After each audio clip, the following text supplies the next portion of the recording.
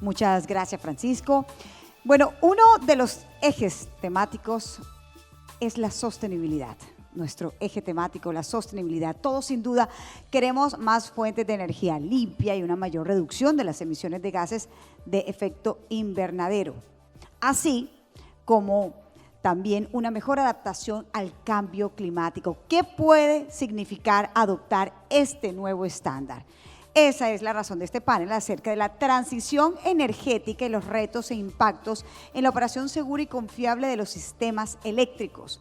Nos acompañan en el panel nuevamente Francisco Gáfaro, el Team Lead, Power Sector Transformation Innovation at Technology Center, Agencia Internacional de Energías Renovables IRENA, Carmen Sachaín, consultora, Alberto Mejía Reyes, gerente de generación de energía de Empresas Públicas de Medellín EPM, Juan Carlos Morales, gerente Centro Nacional de Despacho XM, expertos en mercados, Federico Echavarría Restrepo, gerente general de AES Colombia, y como moderador Gabriel Jaime Ortega Restrepo, gerente generadora Unión, a quien le entrego la conducción del escenario. Bienvenidos todos, por favor.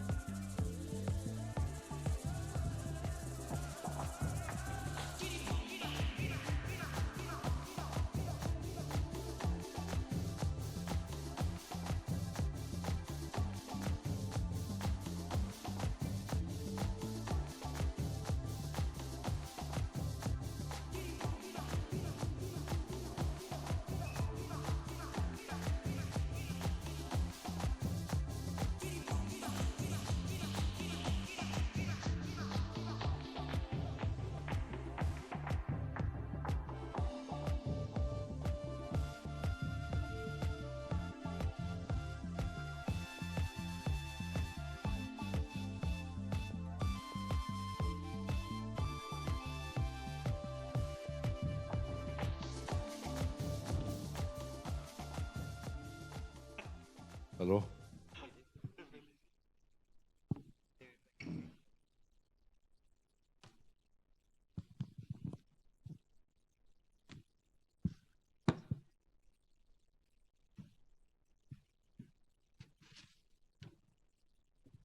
Muy buenos días a todos. Un especial agradecimiento al Consejo Nacional de Operación CAC por la oportunidad de participar en este evento.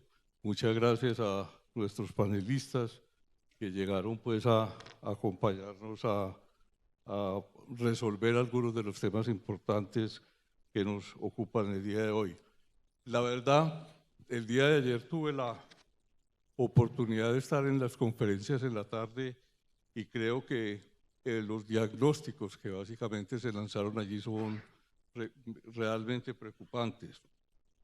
Cuando uno mira lo que va a ser la matriz energética que presentó Medardo sobre el futuro y sobre el mantenimiento, o sea, la disminución de la generación de energía hidráulica, el mantenimiento de la térmica, el gran avance que tiene la solar y eólica hacia el futuro, yo creo que tenemos unos retos importantes que considerar.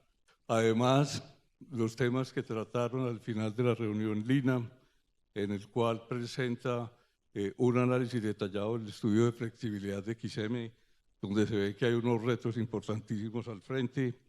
El tema también muy bien expresado en el panel del sector financiero, donde se habló claramente de la importancia de tener una seguridad y una independencia energética en el corto plazo y en el mediano y largo plazo, en razón a todas las oportunidades que tenemos. Y también, y de manera muy clara, Tomás presentó un estudio de prospectiva donde claramente se informa o claramente concluye en la necesidad de multiplicar por 6 nuestra matriz de generación y nuestra infraestructura de transmisión, multiplicarla por 3 veces al año 2050 o 2060, dependiendo de cómo cumplamos con los escenarios de descarbonización. Esto nos indica que tenemos muchos diagnósticos y tenemos pocas soluciones. Este es el tema que queremos tratar en este panel, tratar de evitar los diagnósticos y partir probablemente de las soluciones que podamos necesitar, porque algunos analistas piensan que se nos acabó el tiempo para solucionar en el corto plazo, pero no podemos dejar de hacerlo para el corto, mediano y largo plazo. Por esta razón, creo que la situación que tenemos en Colombia hoy probablemente es un hecho único en la historia en este momento, y nos va a tocar tomar decisiones rápidas para poder garantizar la seguridad y la independencia energética de nuestro país. Por eso quisiera empezar con el doctor Francisco, y preguntándole: en el mundo se está haciendo una transición acelerada, una transición que en muchos países supera inclusive los niveles de decisiones que se pueden tomar en todos los órdenes. ¿Qué países o qué estrategias se han tomado los países exitosos, que han sido exitosos en garantizar la seguridad y la confiabilidad en el corto, mediano y plazo con esa transición energética acelerada? Bueno, a ver, varias cosas, Gabriel, gracias. Lo primero, digamos, que yo veo de donde han partido, y algo a tener en cuenta, o sea, hay países que han sido exitosos, podemos llamarlo, porque han integrado grandes cantidades y la confiabilidad no se ha reducido, no se ha visto afectada, pero eso no quiere decir que no hayan tenido que afrontar y que estén afrontando grandes retos, ¿no? O sea, la tarea ha sido ardua y hay ponen muchos esfuerzos y todo el tiempo están tratando de entender, tratando de ver, y tal vez ese es el primer punto, es un entendimiento de cuáles son los retos y cuáles son los potenciales problemas desde el punto de vista técnico que puedan afectar la confiabilidad del sistema, y siendo conscientes también de que la seguridad y la confiabilidad están por delante de todo. O sea, hay unas metas inicialmente, o sea, por ejemplo, estos países de Europa o en China, ellos tienen unas metas de carbonización y van hacia allá, pero van hacia allá de una manera ciertamente controlada.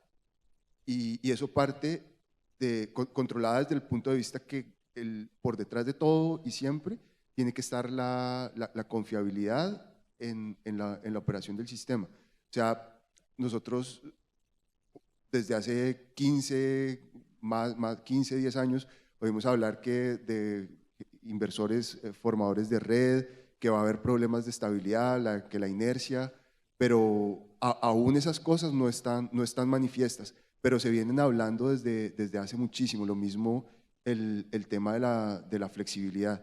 Entonces, lo primero ha sido ser conscientes, identificar los riesgos, y después viene la acción, que es algo donde yo he visto, o digamos, lo que más me admira es como esa articulación, ¿sí? O sea, yo puedo hacer unos estudios y presentar un panorama complejo, pero a la vez tomo acción y empiezo a implementar los elementos que me permiten atraer las inversiones para implementar las soluciones y los mecanismos que me permiten utilizar esas soluciones de forma eficiente. O sea, ejemplos es la implementación de mercados intradiarios, la modernización, estoy hablando de Europa, la modernización de los mercados o de la provisión de las reservas, de la primaria y la secundaria, que pues, antes era como un servicio auxiliar y ahora están yendo hacia un mercado. O sea, todo en pro de que yo tengo un problema, entonces yo necesito traer los recursos o las soluciones tecnológicas, pero también necesito implementar los procedimientos que me permitan utilizar esas soluciones. Entonces todo ha sido un proceso que ha sido llevado como paso a paso y que sigue, ¿no? O sea, que que sigue. Por ejemplo, ahora, entonces está el tema que hablaba ahora hace poco de los recursos energéticos distribuidos y que ellos también contribuyan, especialmente en sitios, en lugares donde se va a reducir la cantidad de generación convencional, que son las fuentes que me permiten balancear, entonces tengo que buscar por dónde.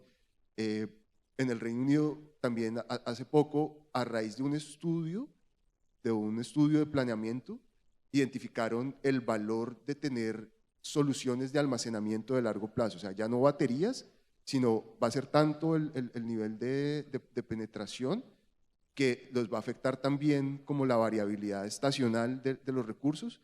Entonces ya están empezando un proceso de subastas para adjudicar soluciones de almacenamiento de largo plazo, o sea, que permitan almacenar energía y que la energía se quede ahí almacenada durante unos periodos largos de tiempo y que después puedan suministrar esa energía también durante periodos largos. O sea, esto sigue. Algo que sí, finalmente para cerrar, que hay que tener en cuenta es que a estos países los agarró la transición energética con una infraestructura robusta, o sea, súper robusta. O sea, por ejemplo, en Europa, pues era un sistema interconectado de muchos países, creo que el sistema más grande del mundo, si no estoy mal, y además políticamente son una unidad. O sea, ellos pudieron beneficiarse de los intercambios y de compartir recursos de manera mucho más sencilla de lo que lo puede hacer otro. A nosotros la transición pues nos agarró creciendo y desarrollándonos. Entonces también hay que tener en cuenta eso. Está hablando usted de acciones, Carmenza. Las acciones, tenemos una transición, digamos, acelerada en Colombia. Como dice Francisco, no estábamos preparados nuestra infraestructura como están otros países desarrollados. ¿Qué acción recomiendas tú como solución para este tema? Bueno, yo creo que el problema es errores de enfoque. Estoy de acuerdo con Francisco en que China es un país exitoso en este tema de transición energética. Tienen un portafolio de generación muy diversificado, donde dentro de ese portafolio hacen parte estas tecnologías solares y eólicas, pero no son lo principal dentro del parque de generación. Dudo un poquito de lo de Inglaterra, tengo que ver, pues hacen un estudio, pero lo interesante de China es que tiene planificación centralizada y no tienen mercados spot intradiarios. Entonces, la pregunta es, ¿por qué el éxito está en modelos diferentes a los que hemos adoptado aquí en Colombia y que se derivan todos de los marcos regulatorios europeos? Pero ¿cuál es el primer error que yo veo en el tema de enfoque? Y esto no es solamente Colombia, sino yo diría todos los que introdujimos las reformas sectoriales en los años 90. Lo primero es que centrarnos en la promoción de tecnologías ambientalmente sostenibles como solar y eólica sin capacidad de almacenamiento nos está impidiendo ver que hay otras tecnologías ambientalmente sostenibles como la mediana y pequeña centrales hidroeléctricas o la energía nuclear, que tienen ventajas comparativas en términos de confiabilidad, porque hay una cosa muy clara y es que la intermitencia y la confiabilidad son conceptos que se oponen radicalmente. Lo segundo es que nos hemos inventado una cosa aquí, que es que la solar y la eólica intermitente tienen energía firme. Eso evidentemente no es cierto. Entonces, focalizar las reglas y tratar de llevarlas hacia dos tipos de tecnologías que no nos brindan confiabilidad, yo creo que es un error conceptual importante. Estas fuentes lo que nos llevan es a riesgos de abastecimiento de la demanda en el largo plazo en la medida en que penetren masivamente. Vuelvo y recalco, sin almacenamiento. Sobre el almacenamiento, el único problema es que tienen una huella de carbono complicado los sistemas de almacenamiento. Entonces, lo que hacemos por limpiar el medio ambiente con la mano derecha, lo borraríamos con la izquierda por la huella de carbono del almacenamiento. Pero entonces decía, ¿cuál es el problema? Que hemos tratado dentro del mismo marco regulatorio tradicional de introducir estas energías intermitentes que causan volatilidades en los mercados. Paul Joskov, que es un referente de las reformas de los 90, dice que los mercados spot son incompatibles con energías intermitentes. ¿Por qué? Porque causan mucha volatilidad en los precios y también en el despacho. Ya no nos vamos a volver un centro de despacho, sino un centro de redespacho gracias a estas energías intermitentes, y porque entre más masiva sea la penetración de estas fuentes intermitentes, menos ingresos van a tener el parque existente y va a obligar en algún momento a que la energía confiable con la que contamos, que algunos recursos se retiren del mercado. Sobre este tema de la energía firme, hay una cosa importante en las subastas de cargo por confiabilidad, que creemos que el producto que se está subastando es homogéneo, y eso no necesariamente es cierto.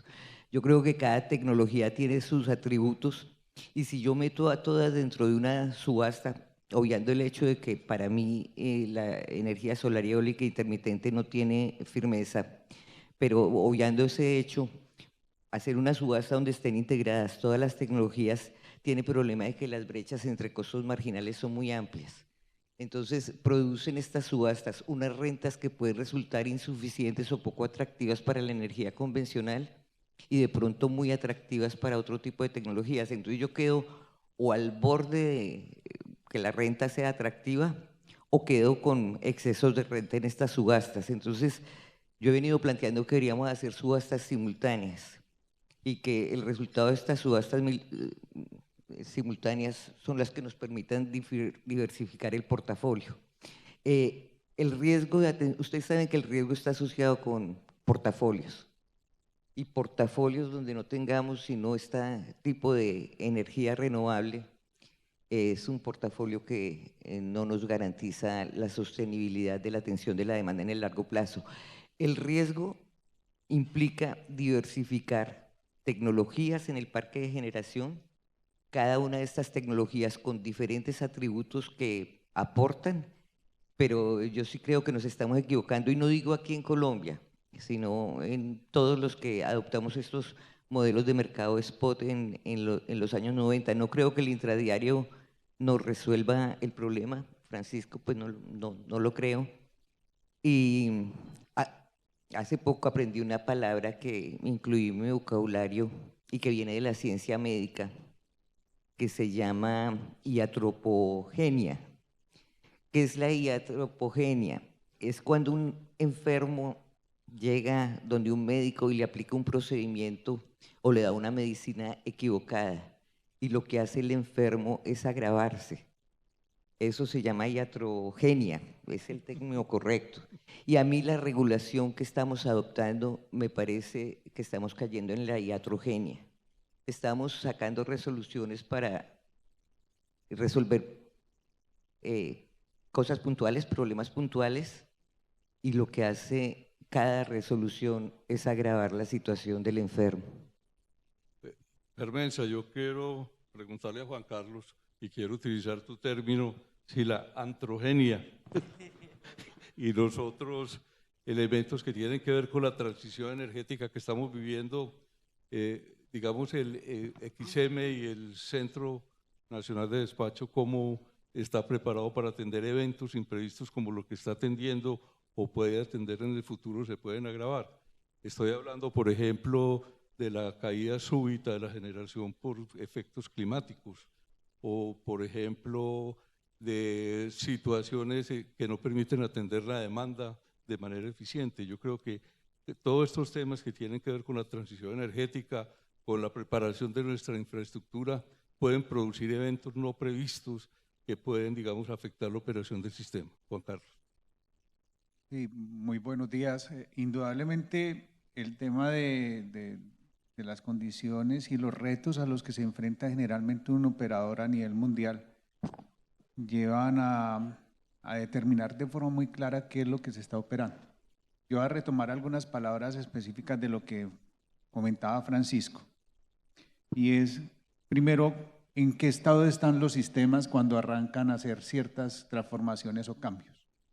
En particular, Francisco mencionaba que a nivel mundial, pues algunos países tienen unos niveles de preparación muy claros, con unas redes muy fuertes, interconectadas, que indudablemente hace mucho más viable la integración de nuevas tecnologías, porque los sistemas son suficientemente capaces de contener esto. En particular en Colombia, esto no es nuevo. Yo creo que 30 o un poco más de 30 años que llevo en el sector, hemos tenido al menos 2, 3 planes de choque específicamente para el área Caribe, planes de choque en el área oriental, inclusive en el área suroccidental de Colombia. Es decir, nosotros hemos venido siempre tratando de mantener una red en el tiempo. Recuerdo por allá en el 2012 que llamábamos Plan Caribe específicamente porque teníamos unas condiciones muy críticas allí. Y específicamente hoy tenemos que la gran mayoría de integración de fuentes de energía renovable no convencional se dan en el área Caribe por sus propias condiciones de que allí están centradas como tal las fuentes primarias.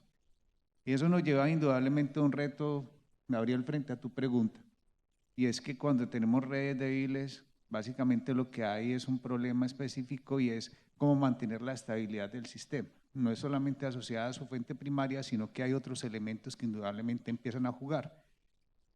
Sin embargo, pues la gran ventaja que tenemos también es que muchos de los países que también van mucho más adelante que nosotros ya se han enfrentado a este tipo de situaciones y nos llevan a que hay tecnologías específicas que buscan resolver esa situación de forma particular. Lo veíamos en la charla que presentó ONS o la experiencia de Brasil, específicamente frente al evento, la necesidad misma luego de ese evento de contar primero con buenos modelos,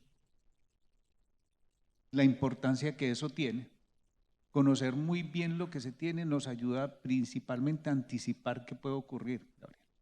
Más allá también hay otro elemento fundamental que ellos planteaban y es la integración de nuevos sistemas o nuevos equipos, porque indudablemente cuando yo opero un sistema donde ya empieza a haber una alta integración de fuentes de energía renovable no convencional, yo no solamente tengo incertidumbre o variabilidad, que es lo que estamos mencionando acá, también tengo una respuesta distinta de esos equipos. Y ahí viene un problema que está asociado específicamente a temas de estabilidad. Y específicamente nosotros lo que tenemos en la costa Caribe son algunas situaciones que van para la estabilidad de tensión. Pero no solamente está asociada a la generación, Gabriel, que eso es lo interesante. En la costa Caribe tenemos una condición que está asociada a la carga, porque la carga también tiene una respuesta muy inductiva que nos lleva a que hayan problemas de fenómenos de recuperación lenta de tensión inducida. Entonces, indudablemente no puede uno mirar solo un aspecto, sino que tiene que cerrar de forma general lo que va pasando y la realidad de cada sistema. Entonces, para ser concreto y no alargarme muchísimo en la respuesta, indudablemente tenemos retos. Son retos que venimos desde hace muchos años trabajando en ellos, donde viene a centrarse específicamente la necesidad de confluir en nuevos equipos que se requieren, que lo hemos visto en las diferentes charlas, las de ayer y las de hoy, que Francisco también nos lo repite en esta condición, que están asociadas a las dinámicas propias de la generación y de la demanda. No podemos dejar de ver solamente la generación, sino que tenemos que ver lo nuevo. E indudablemente nos lleva a que hayan también cambios regulatorios importantes para poder manejar esos elementos que empiezan a ser importantes en el sistema. Y vuelvo y hago énfasis, una vez tenemos una nueva tecnología, que es la que entra y empieza a ser la dominante, yo tengo que ajustar todos los sistemas, todos los criterios operativos y de mercado con el objeto de que ese ecosistema sea virtuoso y se adapte a lo nuevo y sea ágil, porque además los cambios que se están dando son más rápidos. Antes desarrollar un proyecto en teoría demoraba años. Ahora, si logramos que el éxito de integración de proyectos se haga, tendríamos el desarrollo de posiblemente una batería, Francisco, que pueda hacer en menos de un año, o integrar un sistema, un parque solar y eólico. Si tuviésemos éxito, podríamos integrarlo también en tiempos muy cortos. E indudablemente en ese orden de ideas tenemos que ser mucho más rápidos en lo que venimos desarrollando, Gabriel. Un comentario breve. Pero por supuesto, No, primero, yo no creo que haya unos países que estén súper preparados para esto. Yo veo un atraso significativo en la red de transmisión de España, un atraso significativo en la red de transmisión de California, en la red de transmisión de Alemania. Yo no creo que estuvieran tan preparados para la incorporación masiva de estas fuentes intermitentes. Y mi pregunta es, si la regulación, en vez de centrarse en herramientas y modelos para manejar el caos, debería centrarse en evitarlo. Y yo creo que ahí estamos fallando, porque nos estamos dedicando oiga, estas energías intermitentes causan volatilidad, no son completamente confiables, entonces desarrollemos unas herramientas muy sofisticadas para manejar el caos. Y yo creo que deberíamos es prevenirlo. Eso es lo que yo creo. Gracias, Carmenza. Inclusive yo quiero tomar las palabras de Juan Carlos también sobre el tema de la operación y también algunos elementos de Irena, en el cual afirman que la hidroelectricidad, por ejemplo, tiene un nuevo rol, un rol importante, Francisco, y ahora hablamos de eso, pero también el día de ayer vimos que el porcentaje de generación hidroeléctrica hacia el futuro disminuye. Por eso yo quiero preguntarle a Alberto, ¿por qué empresas públicas abiertamente está promocionando la hidroelectricidad? ¿Por qué, a pesar de que en su matriz tiene el gas, está estudiando la energía nuclear, lo sabemos que muy avanzados, ¿por qué esa posición, digamos, en contravía de esos números que vimos de que empresas públicas salgan a buscar energía hidráulica en el país? Bueno, buenos días. Pues a ver, ¿cuál es como un poco la visión que nosotros tenemos, incluso estudiando lo que está pasando en el mundo, revisando incluso la información que nos da la IHA? Pues la hidroeléctrica en el mundo sigue creciendo. Obviamente no está creciendo al ritmo que está creciendo la solar y la eólica, pero la hidroeléctrica pues es una fuente renovable, que ese es un tema bastante curioso, que siempre que se habla de renovable en Colombia se excluye la hidroeléctrica, no entiende uno por qué. Y segundo, pues porque es muy importante la complementariedad que tiene con las fuentes intermitentes, ¿sí? Ahorita en el mundo se está desarrollando el tema de hidráulicas con bombeo. Hablamos incluso el año pasado, hubo 24 gigavatios nuevos de hidroeléctricas en el mundo. Y en bombeo se instalaron alrededor de 9 gigavatios. ¿Por qué? Porque claramente por esta concentración de energía intermitente y en algunas horas del día vertimientos, que es lo que está pasando por ejemplo en Chile y en otros países, pues la hidroeléctrica es esa batería renovable que no tiene ese otro efecto secundario ambiental. Entonces, nuestra visión claramente en el corto plazo está enfocada en pequeñas y medianas, pero creemos que en el largo plazo los embalses también se van a seguir necesitando. Ahorita Francisco mencionaba el almacenamiento estacional. Eso es un embalse, ¿sí? Entonces, aquí tenemos eso y aquí todavía tenemos un potencial. Nuestro análisis da que podemos tener 20 gigavatios todavía por aprovechar, pero claramente, como decía ahorita Carmenza, los mecanismos regulatorios tienen que estar diseñados para aprovechar cada fuente en su condición y en sus capacidades. Y eso es lo que nos falta. El cargo por confiabilidad es un mecanismo para ciertas tecnologías, pero requiere también algunos ajustes que capturen la complementariedad. Y claramente en todo el tema de contratos de largo plazo, ahí tenemos mucho camino por recorrer para viabilizar la entrada de estas fuentes. Yo creo que es una necesidad que tiene Colombia por esos crecimientos de demanda tan grandes que tiene el país, que no perdamos esa oportunidad. Ok, para Federico también quiero hacerle una pregunta similar, pero orientada por su carácter de generador hidráulico importante en Colombia, el por qué se están metiendo en otras tecnologías. Ustedes tienen PCH, tienen Chivor, están pensando en almacenamiento, están pensando también en energía eólica. O sea, para no hablar de barreras, hablemos de cuáles serían las soluciones para que esa inversión positiva que ustedes pretenden hacer se pueda cumplir. Perfecto. Mil gracias, Gabriel Jaime, por coordinar este panel y de verdad que es un honor estar aquí con mis compañeros panelistas. A ver, yo creo que el tema geopolítico hoy en día está generando una gran complejidad también en el tema del sector energético. y la gran pregunta es si la transición energética todavía tiene sentido en las nuevas ambientes geopolíticos. Y en AES estamos convencidos de que sí, de que la transición energética sigue siendo un elemento fundamental para solucionar uno de los grandes retos que tiene hoy en día la humanidad, y es el tema del calentamiento global. Yo creo que no lo podemos ignorar. Existen muchas tecnologías, pero necesitamos asegurarnos de que el mundo camina hacia un mundo de bajas emisiones. Pero como mencionaba Francisco, yo creo que el gran cambio que hemos vivido en el tema de la transición versus lo que estaba sucediendo hace 10 o 15 años es que la humanidad se dio cuenta de que sostenibilidad sola no era suficiente, que el tema de confiabilidad sí era muy importante. Entonces yo creo que ese es como el gran cambio que está trayendo todo este tema de la lucha geopolítica que estamos viviendo hoy en día. Pero el tema de Colombia es aún más complicado. Yo creo que aquí hay un tema grave de confiabilidad desde el punto de vista de capacidad instalada. No es un tema que nos podemos dar el lujo de, es que en 5 o 10 años vamos a tener la tecnología ideal que nos va a solucionar el problema de confiabilidad, de sostenibilidad y de asequibilidad. Y por eso difiero un poco en la visión de Carmenza, que mete en la ecuación el tema de la energía nuclear. Yo también soy un convencido de que en el largo plazo la energía nuclear va a ser la solución para la humanidad. Pero es que el largo plazo son 10 años.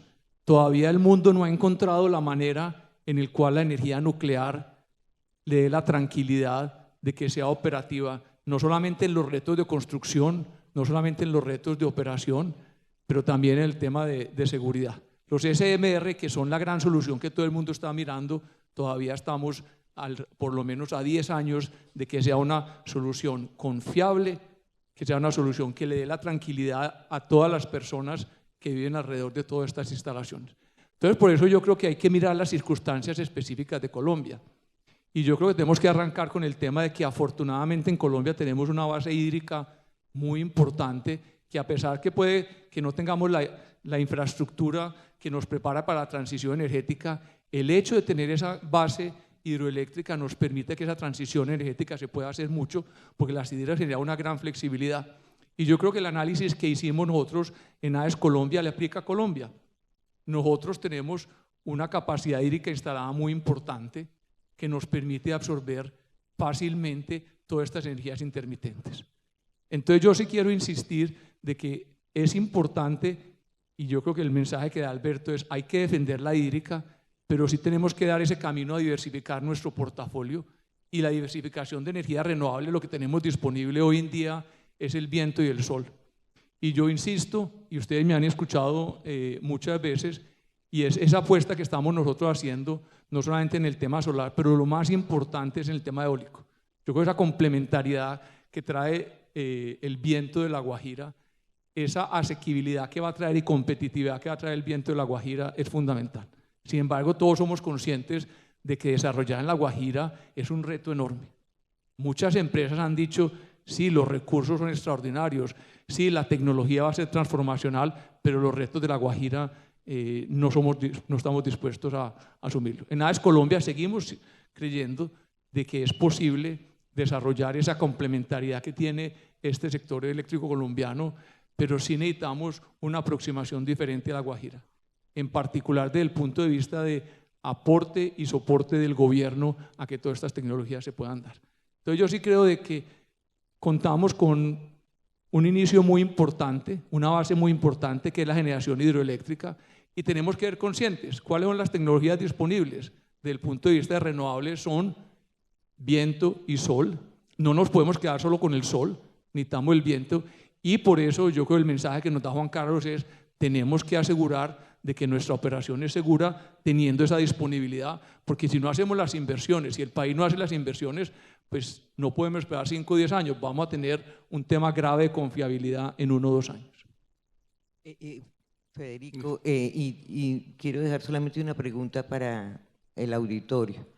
Se supone que estamos haciendo todo este esfuerzo para evitar los efectos adversos del cambio climático, y se supone que deberíamos hacer estos procesos de transición para que la temperatura global con respecto a la época preindustrial no subiera por encima de 1.5 grados centígrados. El último registro de acuerdo con la NASA es 1.47. Entonces como que vamos mal con respecto a la temperatura media del planeta. Estoy de acuerdo contigo en el tema de las hidroeléctricas, pero realmente si estamos hablando de proteger o reducir las emisiones, nos tenemos que centrar en el tema de transporte, no en el tema eléctrico. Los que contribuyen a la contaminación y al exceso de emisiones en el planeta es el sector transporte, no el sector eléctrico. Y uno ve cómo en Europa, que tenían unas metas muy ambiciosas de carros eléctricos, ya se están arrepintiendo porque casi que son inalcanzables. Y mucho más aquí me temo yo. Entonces esta lucha contra el cambio climático es como luchar para que no desaparecieran los dinosaurios, ¿sí? Creo yo que el tema o la solución está en el sector transporte. Con respecto a las emisiones de CO2, entonces uno dice, no, primero el CO2 es contaminante. El nitrógeno también. El metano también. Eliminemos todo el CO2 y no tendremos vegetación, ni agricultura, ni tendremos absolutamente nada que comer. Y en los últimos informes que he visto de algunos científicos, pues todo es cuestionable, ustedes saben, pero hablan de lo que está exacerbando el aumento de temperatura es el vapor de agua. Entonces mi pregunta es, ¿qué es lo que tenemos que eliminar? ¿Todo? Pues eliminémonos nosotros y verás que tendrás un planeta sostenible. Totalmente Carmenza, de acuerdo con Carmenza de que no nos podemos a ver, le damos la palabra a Alberto. No, yo creo que no nos podemos ir a extremos, pero tampoco podemos tomar la posición de ignorar la realidad. Yo creo que estamos hablando del planeta y después nos vamos a Colombia, porque el tema de Colombia es muy distinto. En el planeta tenemos que trabajar todas las soluciones. Tenemos que trabajar la electrificación de la economía, tenemos que trabajar el tema del transporte. Estoy de acuerdo. Como va la humanidad, tenemos un gran reto. Entonces, a nivel global, yo creo que tenemos que trabajar todos. A nivel Colombia, completamente de acuerdo con Carmenza. El sector eléctrico no debe ser el objetivo del tema del cambio climático. Las emisiones en Colombia son relativamente bajas del sector eléctrico, porque somos un sector muy limpio. ¿Y por qué? Otra vez, por la hidroelectricidad. Todos esos niveles y todos esos estándares que internacionalmente nos reconocen es porque tenemos una matriz muy baja. Pero el tema de Colombia es distinto. El tema de Colombia es tenemos un problema grave de confiabilidad en los próximos 2 o 3 años, que si no construimos con todas las tecnologías, vamos a tener un problema de un posible apagón en los próximos 2 o 3 años. Sí, lo que tenemos y la preocupación es el tiempo. Los hechos son, digamos, tosudos. Tomar decisiones de hacer infraestructura con los problemas que tenemos puede ser un tema de alta complejidad. Alberto, ¿ibas a opinar al respecto de la opinión? Yo quería complementar un poco y ahorita también de pronto si Juan Carlos nos cuenta su visión, pero el tema de España, o sea, el tema del apagón de España, ¿qué pasó después del apagón? O sea, cuando uno mira el despacho por tecnologías, después del apagón, pues antes del apagón y el día del apagón había más o menos 60% de participación solar en el sistema. Luego del apagón, pues ya otra vez volvieron a prender nucleares, volvieron a prender ciclos combinados, volvieron a prender plantas con inercia y así se ha relativamente mantenido el tema por un tiempo. Yo creo que de alguna manera esa experiencia que se vivió en España, lo que pasó en Chile hace un tiempo también, que después del apagón también modificaron el tema de limitar la participación de las fuentes intermitentes, nos está llevando a una reflexión que yo creo que no es una reflexión lejana, y es que efectivamente si nosotros queremos seguir creciendo con el tema solar al ritmo que ha planteado este gobierno, yo no sé cómo se va a mantener la estabilidad de frecuencia de este sistema. O sea, yo creo que ahí ya estamos hablando de que para poder hacer una equivalencia en términos de lo que le aporta cada tecnología al sistema, probablemente vamos a tener que plantearle a la solar ya tener un tema de almacenamiento y con un esquema de aporte a la red que no le genere problemas como el que ocurrió en España. Y yo creo que no estamos lejos de eso. Yo creo que ese es un tema que desde ya deberíamos estar visualizando, porque hoy aquí hay una gran cantidad de gente invirtiendo en parques solares y metamos solares, pero ¿cómo va a seguir esto cuando ya tengamos 4 gigas, 6 gigas instalados? ¿Cómo vamos a manejar la estabilidad del sistema? Sí, inclusive el tema de España puede ser más complejo al que estás planteando, porque recientemente hubo limitación al despacho de energías intermitentes, y no solamente eso, sino también a limitación de demanda nueva, que es la preocupación, porque en el caso nuestro está absolutamente, como en el mundo, asociado a la energía eléctrica, al desarrollo sostenible. O sea, si no tenemos claramente definido nuestro sistema y nuestra operación, vamos a tener dificultades muy grandes para el desarrollo del país y de todas sus regiones. Yo sí quisiera, considerando la opinión de ustedes dos, digamos que están en la industria, preguntarle a Francisco sobre el nuevo rol de la hidroelectricidad. Es un tema que de verdad me tiene bastante sorprendido, porque Irena no tocaba ese tema. ¿Por qué lo está tocando? ¿Por qué lo está mirando? ¿Y por qué no mira el nuevo rol de la nuclear, por ejemplo?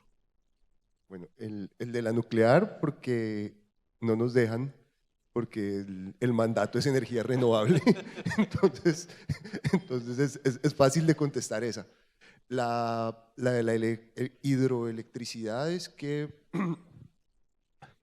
no sé, es evidente, y es, de hecho ahorita Alberto mencionó la IHA. Perdón, Francisco, me sorprende la palabra nuevo rol. Sí. O sea, es que el rol, la hidroelectricidad era una garantía de confiabilidad en los países que tenían ese combustible, digamos el agua. ¿Por qué se habla de nuevo rol?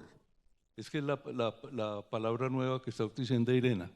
Sí, porque, digamos, en nuestro caso, la hidroelectricidad era el que proveía el mayor volumen de energía, y la energía estaba, o sigue siendo, cubierta en su gran mayoría por hidroelectricidad. Pero entonces estamos en esa transición en la cual los recursos, digamos, en los cuales es más fácil invertir, pues son los solares y los eólicos, y va a llegar algún momento en que gran cantidad de esa energía, en que puedan desplazar en términos de volumen de energía a la hidroelectricidad. Pero la solar y la eólica tienen el tema de la variabilidad, que no necesariamente van a estar disponibles cuando se demande, mientras que la hidroelectricidad sí puede prestar ese servicio. Entonces lo que se está viendo como tendencia, que lo mencionaron Alberto y Federico, que está siendo muy valorada, es esa capacidad de aportar flexibilidad, ese servicio nuevo que un sistema donde el volumen de energía está siendo suministrado por fuentes variables lo puede proveer la hidroelectricidad. O sea, la batería de larga duración, o en el caso de bombeo es el manejo de la demanda cuando hay exceso de energía y que después se puede liberar. Entonces el rol es cambiar de un prestador o un suministrador del gran volumen de energía a un suministrador de servicios. Y el reto está en valorar eso, en valorar de manera que sea sostenible la prestación de ese servicio. Ok, y tocando el tema con Juan Carlos, el planeamiento operativo, el planeamiento indicativo que hacemos, que es fundamental, que XM lo viene haciendo hace tiempos con estas instalaciones de potencia que menciona Alberto, que menciona Carmenza, que son energía intermitente, y en muchos casos la energía firme pues no tiene esa proporción que necesita el sistema. ¿Cuáles serían los elementos fundamentales para que ese planeamiento indicativo en el futuro se acerque más a la realidad operativa, Juan Carlos? O sea, yo entiendo que hay veces que falta información, digamos que tenemos problemas de que los proyectos no entran a tiempo, atrasos en muchos de los proyectos que están prometidos no entran a tiempo, tanto de generación como de transmisión, y todo eso va afectando lo que nosotros proyectamos hacia el futuro. O sea, ¿cómo hacemos para disminuir esa brecha y que tengamos por lo menos una gestión más ajustada a la realidad, incluyendo también el tema del gas, por supuesto. Sí, frente a eso, primero quisiera como tocar algo que también mencionaba Alberto y que de alguna forma solicitó como un concepto específico de XM sobre la parte, y va en la misma línea, Gabriel, no le estoy dando la vuelta a la pregunta, pero indudablemente la diversificación de la matriz es absolutamente fundamental. Y frente a la pregunta de la alta integración solamente en una componente que es solar, nos pone en una situación específica, nos pone en una situación en la que no, estamos sujetos directamente a la variabilidad de este tipo de fuente. Estamos viendo que podríamos llegar a tener, al menos según el plan que se tiene en el 2026, si se llega a dar el 6G Plus, en ese orden de ideas alrededor de unos 6 gigavatios de solar en Colombia, inclusive según lo que se tiene previsto podríamos llegar alrededor de unos 9 gigavatios, alrededor de 20, 28, 29, si se llegan a dar como tal al menos los proyectos que están por la 0.75. Indudablemente, cuando todo se pone ahí, quedamos frente a una situación específica, y es que la demanda neta, que es la que mencionaban hace unos segundos, que no es nada más que tomar la demanda total y restar la generación variable de esto, nos va a dar que específicamente tenemos que bajar la generación convencional y prepararla para la rampa de subida, que pueden ser rampas cercanos a los 7 gigavatios más o menos de energía para llegar a un periodo de punta. Y eso nos lleva a una condición que indudablemente hay que manejarla desde la perspectiva del almacenamiento, de la flexibilidad del sistema. Y en ese orden de ideas los sistemas tienen que irse preparando. En Colombia en particular eso nos lleva a un reto, y es el reto de por qué no pensar en esquemas de almacenamiento. Y esos esquemas de almacenamiento pueden ser los tradicionales que ya estamos conociendo, que también pueden tener tecnologías grid forming diferente de las anteriores, o indudablemente pensar en soluciones como lo que estabas planteando, Alberto, de tener el bombeo y almacenar en los mismos embalses. Porque aquí se combina frente a otra situación en particular. Y qué pena, Gabriel, que me esté extendiendo antes de darte la respuesta sobre eso. Para nada. Pero lo que viene, la condición específica es que no solamente podemos o tenemos que pensar en energía. Cuando hablamos del cargo, hablamos de energía. Sin embargo, aquí va a haber otra necesidad, y es potencia. Porque indudablemente, si bien tenemos hoy una batería grande, natural, que es alrededor de unos 12 teras más o menos que tenemos de almacenamiento en nuestros sistemas de energía eléctrico, pues indudablemente también nosotros somos un país de trópico y sabemos que en condiciones de fenómeno Niño las condiciones cambian y esa batería no es la misma. Y ya empezamos a tener unos problemas que inclusive lo mostraban los de Brasil frente a la situación que tuvieron específica de bajos aportes allí, y es que empezamos a tener algunos embalses que tienen multipropósitos, que ya sabemos lo que ha sucedido en grandes ciudades de Colombia. Y en ese orden de ideas vamos a empezar a tener otras situaciones importantes de potencia, especialmente en condiciones críticas y desfavorables que indudablemente hoy estamos enfrentando a nivel mundial. Y es que la incertidumbre que se tiene es una incertidumbre extrema. Es decir, los cambios climáticos indudablemente van a ser más extremos, más prolongados posiblemente, y los sistemas frente a la resiliencia que tienen actualmente van decayendo en el tiempo. Entonces, hay que trabajar sobre eso, indudablemente. Y hay que pensar cómo diversificamos la matriz, obviamente con la integración de mayor eólica, elementos de almacenamiento que nos permitan como tal trabajar, no es solamente de la perspectiva de la generación o de la suficiencia, sino también desde la perspectiva de la potencia. Y en ese orden de ideas, entonces, frente a tu pregunta, que ya se voy directo a ella, indudablemente el planeamiento, si bien hay que tener en cuenta que cuando mencionamos planeamiento indicativo estamos hablando de planeamiento energético. Sin embargo, aquí hay que combinar los dos. Hay que combinar planeamiento eléctrico y energético con una visión holística que también tiene que cobijar no solamente los sistemas de alta tensión, sino los sistemas de distribución, porque ya los elementos se combinan. Indudablemente la variabilidad no solamente se ve desde la perspectiva de la generación, sino que indudablemente esa variabilidad se ve desde la perspectiva de la demanda. Antes trabajábamos con sistemas que estaban fundamentados centralmente en temas estocásticos, centrados en que pensábamos que lo que variaba era la fuente primaria del agua. Ahora tenemos una variabilidad también asociada a fuentes primarias como el sol y el viento. Y aquí viene un reto que es bien importante: cómo acoplamos en espacio y tiempo las variables solares, eólicas e hidráulicas, y le sumamos la demanda, porque ya la demanda también varía, porque como nos comentaba Francisco, pues indudablemente también tenemos fuentes que están ahí pegadas del lado de la demanda, y ya nosotros estamos viendo grandes cambios hoy en la operación a nivel de demanda. Vemos desviaciones por encima de 700 megavatios, Gabriel, hoy en nuestra operación solo en demanda, y estamos viendo variaciones hoy alrededor de 500 a 600, 700 megavatios también de fuentes variables. Entonces, cuando tú sumas esos dos, el balance de demanda-generación, que es la función de todo operador, se hace complejo porque ya la variación se dan en los dos efectos. Entonces, indudablemente, para poder trabajar sobre eso, lo primero es que se debe tener claramente muy buena información, nos lo mostraban antes, para que los modelos en lo posible puedan anticipar y reflejar y responder de una forma similar al menos a lo que va a ocurrir en la operación real. Porque como nos mostró también la gente de Brasil, que pasó también en el evento de Chile, los modelos de simulación no reflejaban ni siquiera cuál era la consecuencia de los sistemas. Y cuando fueron a observar la respuesta de muchos de los equipos, no respondieron de la misma forma, ni siquiera los esquemas de protección, que fue otro tema importante en caso particular de Chile.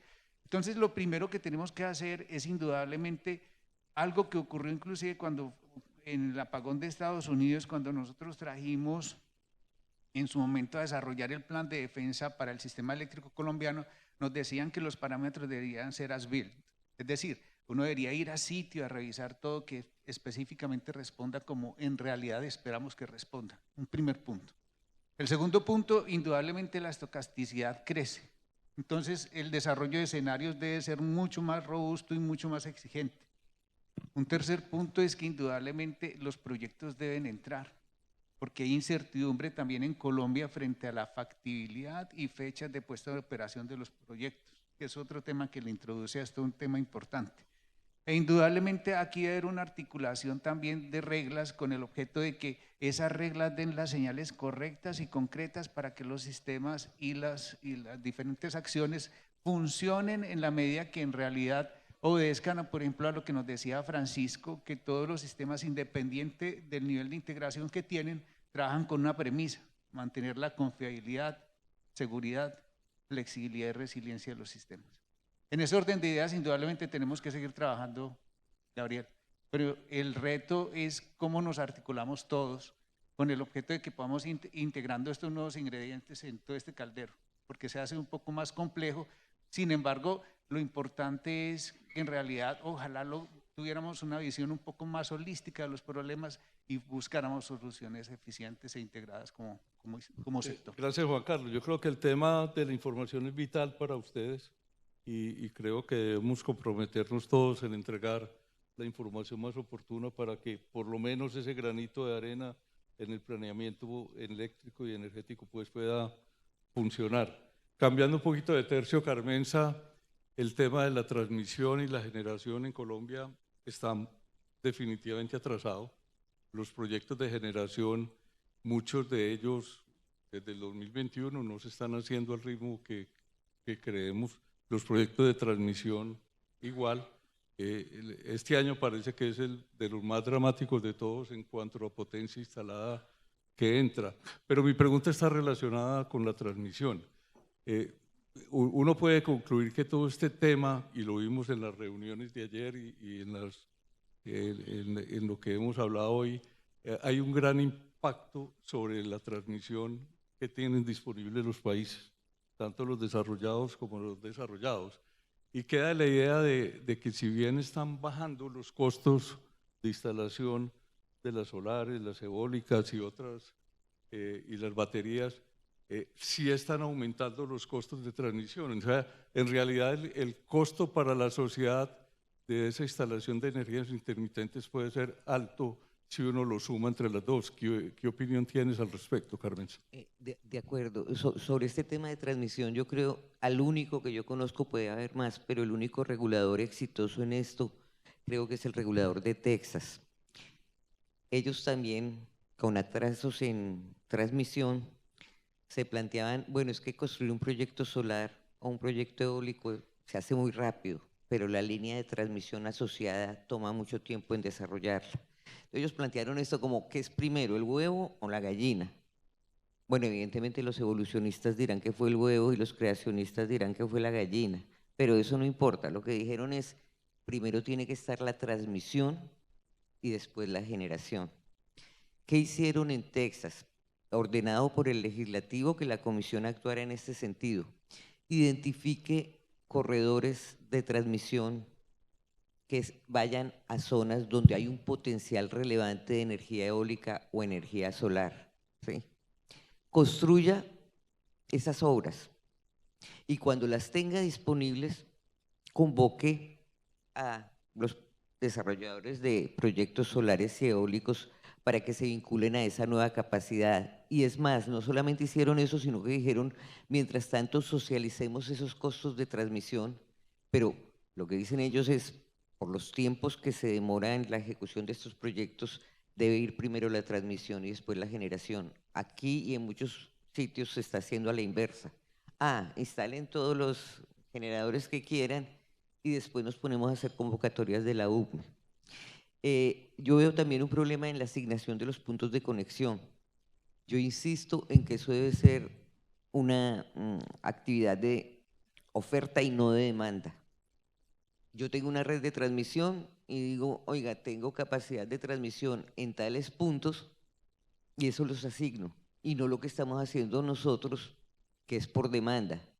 Entonces nos piden instalar 20 gigavatios de solar y eólica y no tenemos redes para eso. Entonces yo creo que debemos un poquito cambiar el enfoque y que la asignación de puntos de conexión de generación sea para pues cuando ya esté la capacidad disponible y construida. ¿Eso qué implicaría?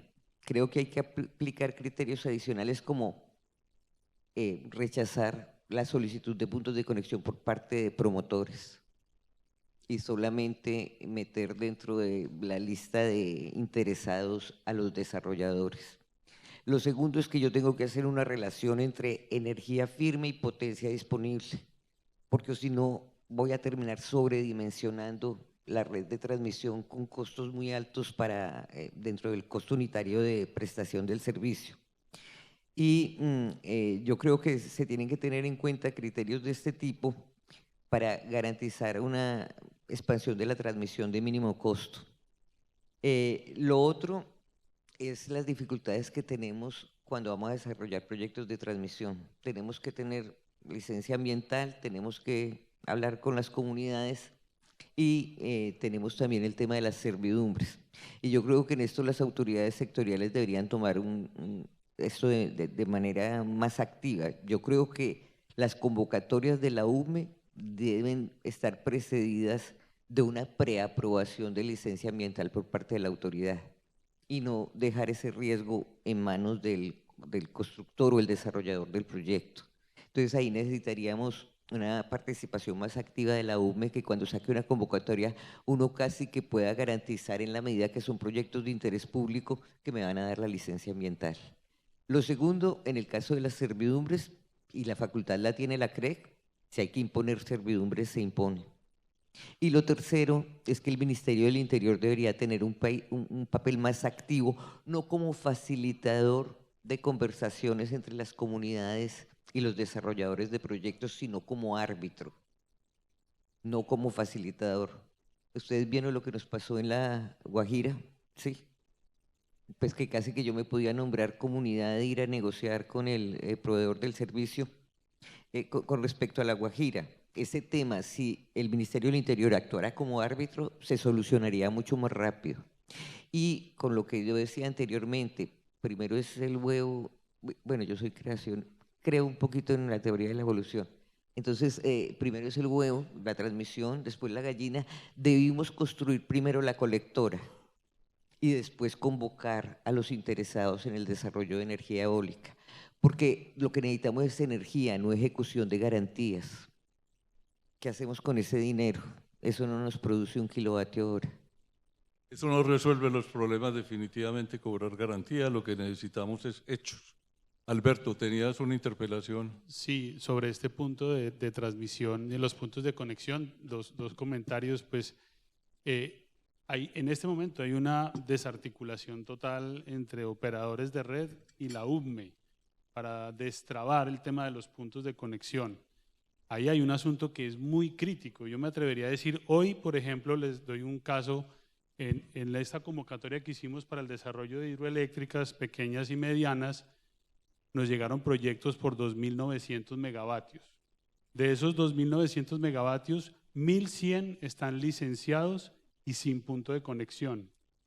Y 100 tienen conexión y tienen licencia. Entonces, ¿dónde está el cuello de botella hoy?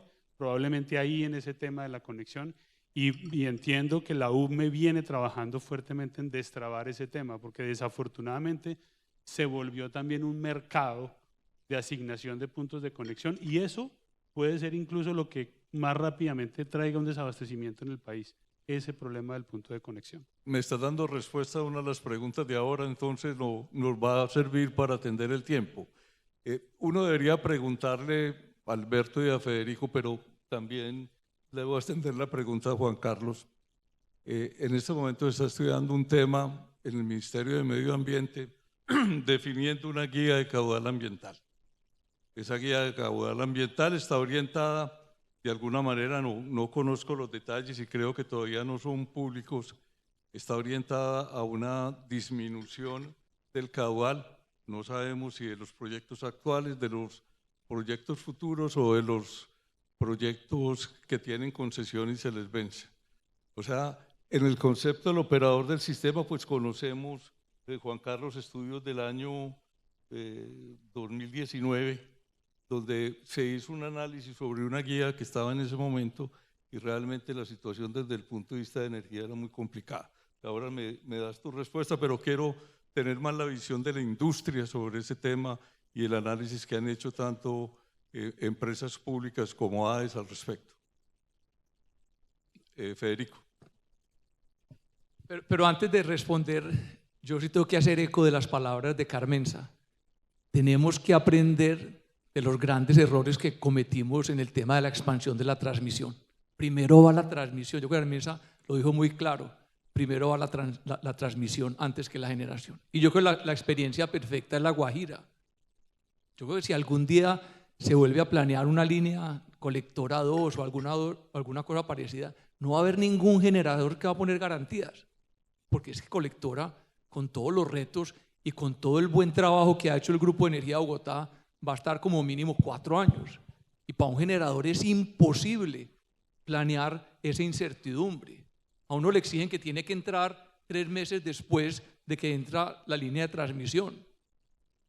¿Quién es capaz de planear un proyecto de generación con esa incertidumbre tan grande? Entonces yo sí quiero pues hacer eco y vuelvo e insisto, tenemos que aprender de los errores. Carmenza mandó un mensaje muy claro, en Colombia tenemos que aprender a cómo se hace la transmisión, y primero va la transmisión y después iremos todos los generadores con una confianza pues muy grande. Y yo sé que la pregunta era distinta, pero no podía pues aprovechar No, para nada. a ese mensaje tan importante, porque es que si no aprendemos de los errores, pues no vamos a solucionar los grandes problemas que tenemos. Esto confirma lo difícil que es ser panelista con ustedes nomás, pero bueno. Pero adelante con la pregunta. Bueno, a ver, no, el tema del caudal ambiental es muy preocupante. Es muy preocupante porque es que llevamos no sé cuántos, no sé si 5 o 10 años con ese tema de que sí va a haber, de que no va a haber. Y el mensaje tiene que ser muy claro, tiene que haber estabilidad en las reglas de juego. Y yo sé que han habido muchas metodologías, en el pasado han habido muchas propuestas, ahora hay unas nuevas, pero el resumen es el mismo. El impacto es enorme. El primero es una realidad técnica. Muchos de estos embalses y plantas hidroeléctricas ya están construidas. Entonces, técnicamente es, si no imposible, supremamente difícil poder establecer un caudal ambiental.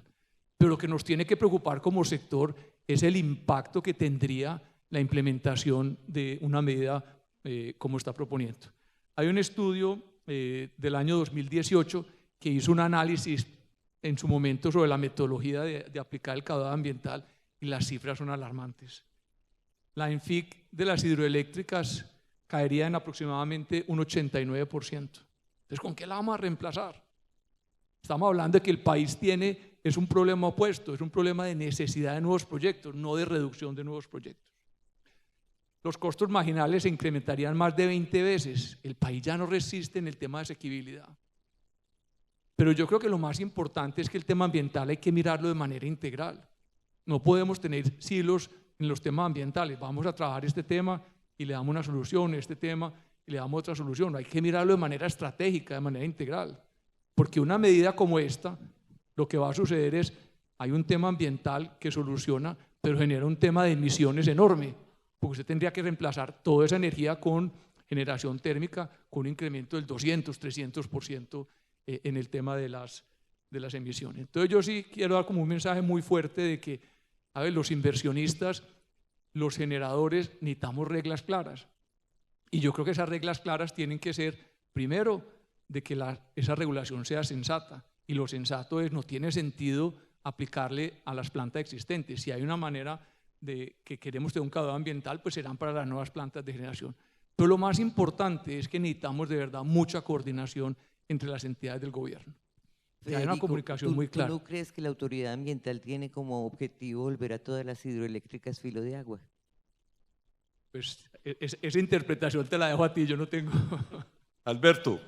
Sí, no, yo comparto pues lo que plantea Federico, sobre todo porque a uno lo sorprende de verdad que el planteamiento sea sobre la infraestructura existente. Pues porque uno entiende, listo, hay un nuevo lineamiento sobre lo que venga hacia adelante en la expansión, con la consideración del caudal ambiental, bien, pero hablar de infraestructura que fue diseñada y concebida años atrás para transformar incluso un ecosistema que ya se adaptó a otra realidad, pues eso no tiene sentido. Y yo vuelvo sobre un punto, y es, el año pasado pues teníamos el embalse en el 28% en abril. Eso con un caudal ambiental no existiría. En España están desmontando los embalses. Claro, pero entonces mira lo que sucede. Entonces ahí el tema es también como un poco de identificar, queremos retirar energía firme, renovable del sistema, y queremos además dejar un problema de mayor déficit de potencia, porque hoy ¿quién más aporta a cubrir el déficit de potencia en el país? Son las hidráulicas.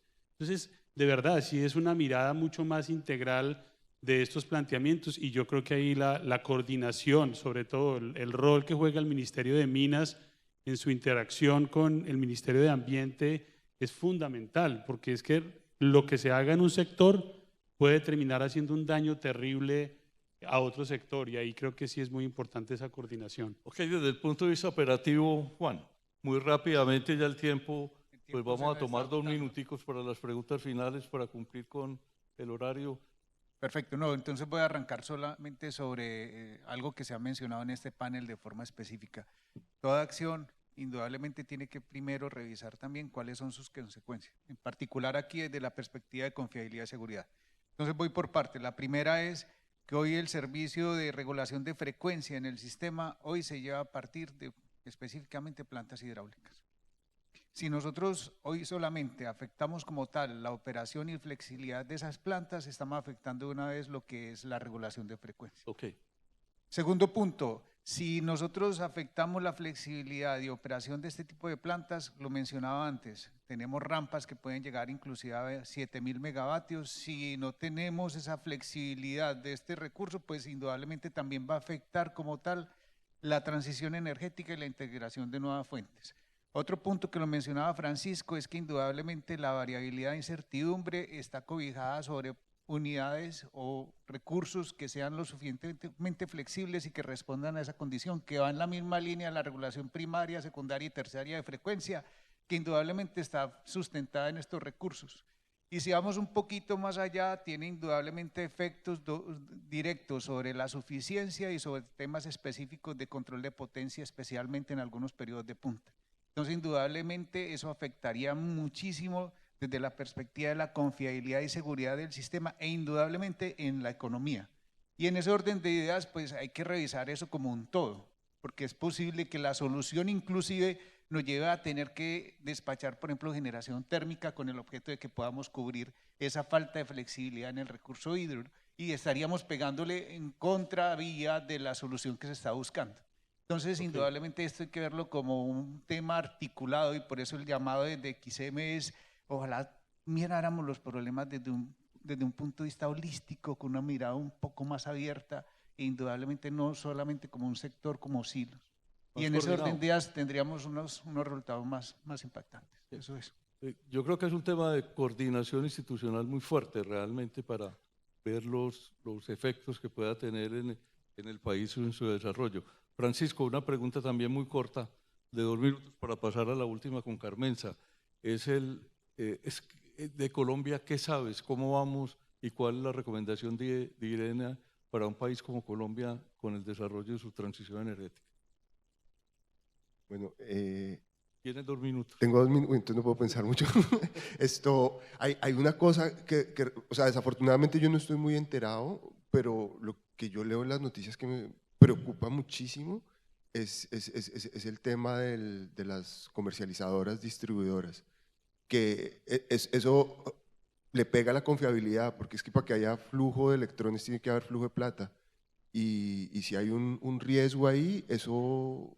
O sea, digamos que yo de cierta forma puedo seguir la parte técnica, tenemos todos los retos de la transmisión, de la falta de energía, pero además a eso se le suma esta otra parte, que como lo digo, o sea, no estoy muy enterado, pero lo que yo puedo leer de las noticias me parece preocupante. Okay. O sea, es el tema digamos, de la viabilidad financiera y técnica de estas empresas. Correcto, porque al final se puede reflejar en los generadores. Puedes tener un impacto gigantesco pues, en la exacto, transición. y en la confiabilidad. Okay. Carmenza, hay un tema de la cual eres especialista y es el tema del gas. El tema del gas vimos ayer que es fundamental para la transición energética.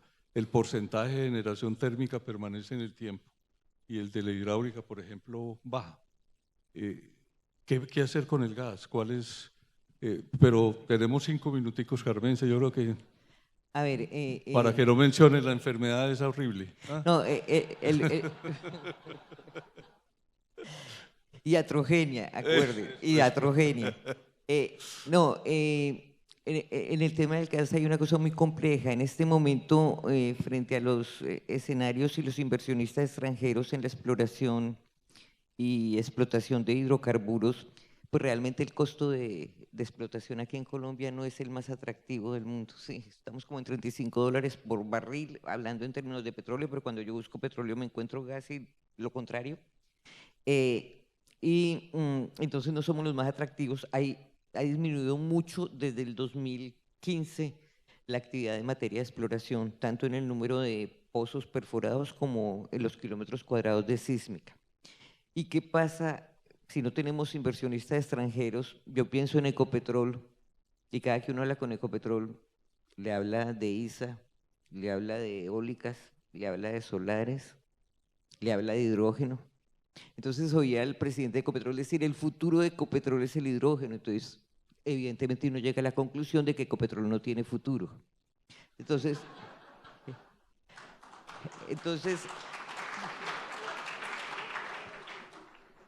lo que yo… Carmenza, sí. No, lo que yo creo que tenemos que hacer es que para volver a incentivar la exploración y explotación de hidrocarburos tenemos que contar con Ecopetrol y obligarlo a desinvertir en ISA y obligarlo a no interesarse por proyectos eólicos y solares, aunque yo sé que está comprando unos proyectos que le ayudan a los que están enredados con estos proyectos. Pero creo que Ecopetrol tenemos que reenfocarlo en lo que se supone que sabe hacer. Eso, además, desde el punto de vista fiscal, es bueno, nos deja regalías, mientras que si se dedica a todas estas fuentes alternativas de energía, pues desaparecen las regalías prácticamente. Entonces ese es un problema. Lo otro es la desidia del Ministerio de Minas y Energía. Se supone que él tiene que garantizar una oferta de combustible suficiente y eso lo hace con los derivados del petróleo. Aquí nunca falta la gasolina, nunca falta el diésel y son 20 millones de usuarios. Tenemos 12 millones de usuarios de gas y el gobierno no se preocupa por eso. Entonces, dado que tenemos este problema en la ralentización del ritmo de exploración, necesitamos importar gas. El primer decreto donde se dijo necesitamos una planta de regasificación en el Atlántico y una en el Pacífico salió en el 2010. Se demoraron 2 años derogando ese decreto y tuvimos 6 años después una planta de regasificación en la costa Caribe. En la misión de transformación energética año 2020 se dijo necesitamos ampliar capacidad de regasificación en la zona de Cartagena, necesitamos capacidad de regasificación en La Guajira y definitivamente se volvió a decir necesitamos una planta de regasificación en el Pacífico. Eso fue 2020. La primera importación o ampliación llegará en el 26, en el 27, en el 28. Y el problema de esto yo lo veo es en el hacedor de política, en el Ministerio de Minas y Energía. Cada que cambia gobierno, cambia la política energética. Y aún más grave, cada que cambia ministro, cambia la política energética. Y yo creo que no vamos a llegar muy lejos si no tenemos una planificación de largo plazo y unos objetivos de política de largo plazo. No les quito más tiempo, me quedan 50 segundos, 49. Carmenza, muchas gracias, por eso te dejamos de última también para esa pregunta. Yo creo, para concluir el panel, lo primero darle un agradecimiento especial a nuestros panelistas por su interés y su participación. Creo que la transición energética llegó, va a ser parte de nuestra matriz hacia el futuro. Debemos conservarla y tener una matriz que represente realmente nuestra disponibilidad de recursos para que la operación del sistema sea segura y confiable y sobre todo para garantizar la seguridad e independencia energética del país. Creo que hay temas para solucionar importantes. Para destacar el del gas, yo creo que es bien importante el tema que mencionaste tú también de la viabilidad de la comercialización y la distribución, los temas también comunitarios que impiden en muchos casos desarrollar proyectos, los temas de la operación y la planeación, que hay que enfrentarlos y en eso no estoy de acuerdo con Carmenza porque enfrentar el caos creo que hay que modelarlo para poder atender lo que tú llamas, entre comillas, cada nueva tecnología nos mete en un lío, más o menos es el ejercicio y es un lío de aprendizaje. Muchas gracias a todos y especialmente al CNO y al CAC.